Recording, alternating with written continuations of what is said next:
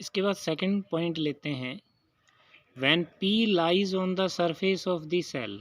मान लीजिए हमारा जो P पॉइंट है वो उस सेल के सरफेस पे लाई करता है, यानी that is when small r is equal to capital R। देखो, अगर आपसे क्वेश्चन ये पूछा जाए कि पॉइंट सेल के सरफेस पे लाई करता है, या पूछा जाए कि when the point lies close to the surface of the shell, तो दोनों ही केस में आप स्मॉल r को कैपिटल R के बराबर ले सकते हो। और इस केस में हम सीधा डायरेक्ट जो फॉर्मूला हमारा आया है ये, इसमें putting in equation number 3 we get, ये जो फार्मूला था 1/4πε0 क्या हुआ अपॉन आर स्क्वायर, या स्मॉल आर की जगह हमने कैपिटल आर लिख दिया। थोड़ा और रीअरेंज करते हैं इसको, ये 1/ε0 मैंने अलग से ले लिया और 4 पाई है ये आर स्क्वायर के साथ ले लिया, तो 1/ε0 ऊपर है क्यू और नीचे आ जाएगा 4 पाई आर स्क्वायर। अब आप जानते हो स्टूडेंट्स, जो स्फेरिकल सेल है हमारी, उस स्फेरिकल सेल का रेडियस कैपिटल आर है, तो 4 पाई कैपिटल आर का स्क्वायर ये हो जाएगा surface area of the spherical shell. तो चार्ज बटे एरिया, आप लोगों ने देखा कि कैपिटल क्यू क्या है, ये वो चार्ज है जो पूरी स्फेरिकल सेल पे फैला है, और ये है उस स्फेरिकल सेल का एरिया। तो चार्ज बटे एरिया हो तो हम उसे सरफेस चार्ज डेंसिटी कहते हैं। तो E हमारे पास बराबर हो जाएगा, ये सरफेस चार्ज डेंसिटी हो गई जिसको सिग्मा से दिखा रहे हैं, तो E बराबर हो गया sigma upon epsilon not.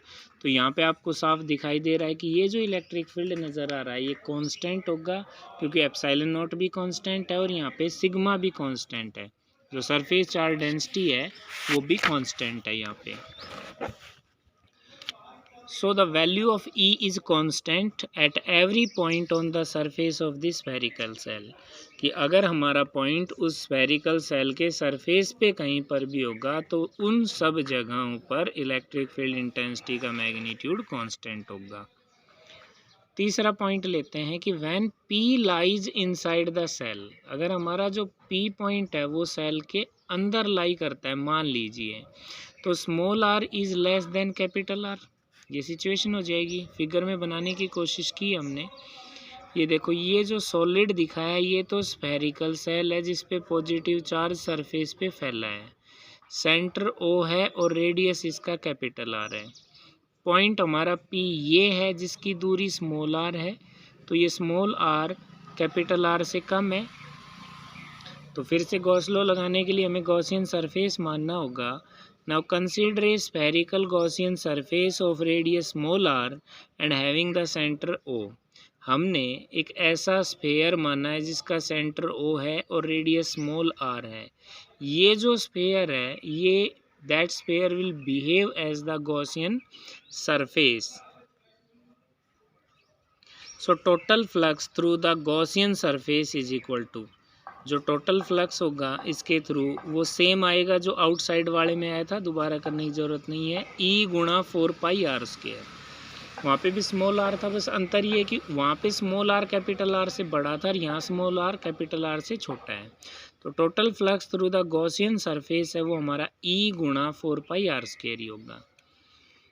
Charge enclosed by the Gaussian surface, अब अगर ये पूछा जाए कि कितना टोटल चार्ज है जो इस स्फेयर के अंदर है, तो हम देखेंगे कि इसके अंदर कोई चार्ज नहीं है, क्योंकि जो चार्ज है वो सारा स्फेरिकल सेल के सरफेस पे फैला हुआ है, और इस केस में जो हमारा गॉसियन सरफेस है यानी जो स्फेयर है वो पूरी तरह से उस स्फेरिकल सेल के अंदर है।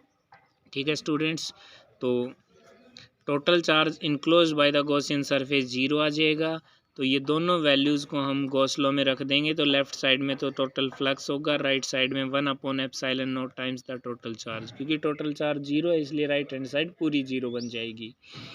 लेफ्ट हैंड साइड आ गया आपका E गुणा 4 पाई आर स्क्वायर, ये 4 पाई आर स्क्वायर इधर मल्टीप्लाई में उधर जाके डिवाइड होगा, तो 0 को नॉन जीरो से डिवाइड करते हैं तो 0 आएगा। तो इस तरह से इलेक्ट्रिक फील्ड हमारा 0 आ गया, that is electric field intensity 0 at every point inside the spherical cell। तो इसी के साथ स्टूडेंट्स हमारे ये टॉपिक कंप्लीट हो जाता है, परंतु इसके जो रिज़ल्ट हैं उनको अगर हम अपने दिमाग में बैठाएं तो ज़रा ध्यान दो। हमने क्या देखा कि अगर कोई भी पॉइंट उस स्फेरिकल सेल के इनसाइड होगा तो टोटल इलेक्ट्रिक फील्ड इंटेंसिटी 0 होगी। अगर उसके सरफेस पे हम ले लेते हैं तो इलेक्ट्रिक फील्ड इंटेंसिटी कांस्टेंट होती है, और अगर वो पॉइंट उस स्फेरिकल सेल के आउटसाइड है तो E is inversely proportional to R square. E की वैल्यू है वो पॉइंट की डिस्टेंस पर डिपेंड करेगी, जैसे जैसे डिस्टेंस बढ़ती जाएगी वैसे वैसे इलेक्ट्रिक फील्ड इंटेंसिटी कम होती जाएगी। तो ये रिजल्ट थे हमारे। देखो अगर ये पूरा आर्टिकल आता है तो इतना ही करना है, पर कई बार इस पर बेस कुछ बातें आ जाती हैं, जैसे उनको मैंने अलग से लिख दिया है इनडायरेक्ट पॉइंट्स के नाम से। तो पहला इनडायरेक्ट पॉइंट है the variation of electric field intensity due to spherical shell with the distance of the point is shown in figure. मान लीजिए आपसे या तो ग्राफ दिखा के पूछ लें या कह दें कि ग्राफ बनाइए, किसके लिए, एक स्फेरिकल सेल की वजह से जो इलेक्ट्रिक फील्ड इंटेंसिटी होती है उसके लिए ग्राफ बनाना है इलेक्ट्रिक फील्ड का और डिस्टेंस का। तो आपको पता है यहाँ तो E की तीन वैल्यू हो सकती हैं। E की वैल्यू 0 भी हो सकती है इनसाइड में, E की वैल्यू कांस्टेंट भी हो सकती है सरफेस पे, और E की वैल्यू R के साथ घट भी सकती है आउटसाइड। तो इसी तीनों चीज़ों को दिमाग में रखते हुए हम बना रहे हैं ग्राफ को, ध्यान से समझें। हमने ये एक्स एक्सिस के अलोंग R ले लिया है, यानी जो है distance of the point from the centre. इधर हमने इलेक्ट्रिक फील्ड इंटेंसिटी ले ली है। तो ये देखो ये वाला जो पॉइंट है ये आपको पता है यहाँ पे स्मॉल r की वैल्यू 0 है, जैसे जैसे इधर जाते जाओगे स्मॉल r की वैल्यू बढ़ती जाएगी। मान लीजिए कि ये स्मॉल r की वो वैल्यू है जहाँ पे स्मॉल r कैपिटल R के बराबर हो जाता है। तो इस पॉइंट से पहले स्मॉल r लेस देन होगा कैपिटल R से, और इस पॉइंट से आगे कोई भी वैल्यू हो पर स्मॉल r ग्रेटर देन होगा कैपिटल R के। तो इस पॉइंट से लेफ्ट की तरफ जो हमारा ग्राफ है वहाँ पे small r less than capital R है, यानी पॉइंट है इनसाइड द सेल, तो इलेक्ट्रिक फील्ड 0 है। 0 फील्ड दिखाना है तो हमें यहाँ पे ये इस एक्स एक्सिस के अलोंग ही दिखाना पड़ेगा। ठीक है स्टूडेंट्स, तो हमने एक्स एक्सिस के अलोंग दिखा दिया। जैसे small r is equal to capital R आया तो ये सरफेस ऑन द सरफेस हो गया। तो ऑन द सरफेस पे आपको पता है 0 से और ये सीधा वैल्यू पहुंच जाएगी मैक्सिमम पे। तो ऑन द सरफेस पे आप एक स्ट्रेट ये ग्राफ दिखाएंगे। यहाँ पे जो E की वैल्यू है वो कांस्टेंट भी है और साथ साथ में मैक्सिमम भी है। इस पॉइंट से राइट साइड है small r is greater than capital R। इसका मतलब जो इलेक्ट्रिक फील्ड इंटेंसिटी है, मतलब ये पॉइंट है ये आउटसाइड द सेल है, और वहाँ पे E inversely proportional to R square होता है। तो जैसे जैसे R की वैल्यू बढ़ती जाएगी वैसे वैसे E की वैल्यू घटती जाएगी। तो हमने ये ऐसे डिक्रीज करती दिखा दी, पर ये ध्यान रखना ये कर्व की फॉर्म में डिक्रीज होगी, सीधी लाइन डिक्रीज मत करना। सीधी करोगे तो ये एक्स यहाँ काट देगी, जहाँ काटेगी वहाँ फील्ड 0 हो जाएगा। और यहाँ से देखें तो फील्ड को 0 करने के लिए हमें R को इन्फिनिटी करना होगा।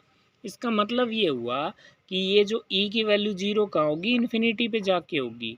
तो ये ग्राफ इस तरह से बनाना है कि E की वैल्यू को हम यहाँ पे डिक्रीज़ होते हुए दिखाएंगे, और थोड़ी देर बाद हम इस E की वैल्यू को इस एक्स एक्सिस के पैरेलल दिखा देंगे। ये पैरेलल दिखाना ये साबित करता है कि ये लाइन इस एक्स एक्सिस को इन्फिनिटी पे जाके काटेगी। ठीक है स्टूडेंट्स, तो ये ग्राफ आप लोगों को समझ में आ गया होगा। सेकंड पॉइंट इसमें वही है जिसका जिक्र मैंने पहले फर्स्ट वीडियो में किया था कि for points outside the shell the field due to a uniformly charged shell is as if the entire charge of the shell is concentrated at its centre. हमने बात की थी ना कि अगर पॉइंट है वो स्फेरिकल सेल के बाहर हो तो उसका जो फील्ड का फार्मूला है, या ये समझ लो उसका जो इफ़ेक्ट है वो बिल्कुल सिमिलर हो जाता है कि अगर हम उस सारे के सारे चार्ज को उसके सरफेस पे ना मान के उसके सेंटर पे मान लें और फिर उसका इफ़ेक्ट निकाल लें। तो सेंटर पे चार्ज को मानने से जो इफ़ेक्ट आता है वो, और एक्चुअल सिचुएशन के साथ जो इफ़ेक्ट आता है वो, दोनों केस में इफ़ेक्ट सेम आएगा। ठीक है स्टूडेंट्स, तो आज हमने इन दोनों वीडियो के ज़रिए ये एक आर्टिकल समझा है, और इसको अच्छे से आप अपने वीडियो से समझेंगे, नोटबुक में लिखेंगे और प्रैक्टिस करेंगे।